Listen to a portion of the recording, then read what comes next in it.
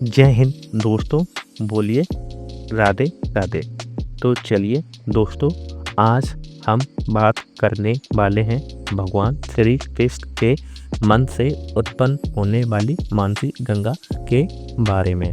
मानसी गंगा कहलाने के पीछे भी एक कहानी है। ब्रज क्षेत्र के गोवर्धन स्थित मानसी गंगा के बारे में कहा जाता है, यह भगवान श्री कृष्ण के मन से उत्पन्न हुई है। श्री कृष्ण के मन से उत्पन्न होने के कारण ही इसका नाम मानसी गंगा पड़ा है। इसकी भी अलग कहानी है, उनका भी वर्णन यहाँ जरूर करेंगे। मानसी गंगा गोवर्धन गांव के मध्य भाग में मौजूद गोवर्धन परिक्रमा करते समय पड़ती है। गोवर्धन स्थित मानसी गंगा के बारे में ऋषि मुनि कहते हैं कि एक बार नंद, यशोदा, भगवान कृष्ण और अन्य ब्रजवासी साथियों के साथ गंगा स्नान का विचार कर गंगा नदी के लंबी यात्रा के लिए चल पड़े। चलते चलते जावे गोवर्धन के समीप पहुँचे तो शाम हो गई और रात्रि बिताने के लिए नंद महाराज ने कहा रात्रि विश्राम के लिए मनोरम स्थान का चयन किया। तब उन्हें यही स्थान दिखा।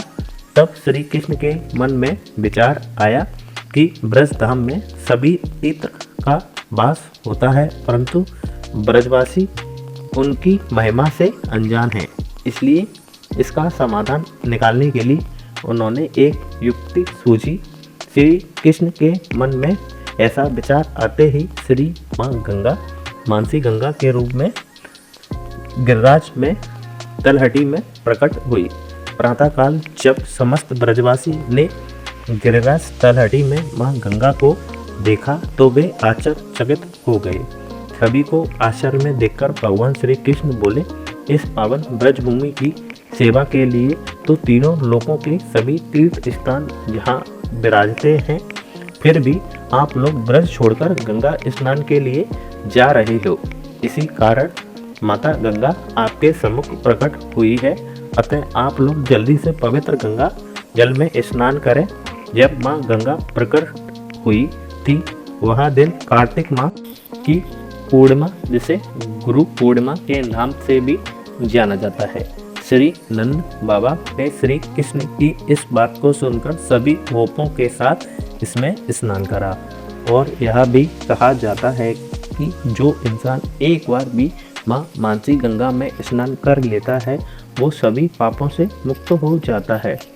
कार्तिक मास की अमावस्या को माँ गंगा यही उद्गमित हुई।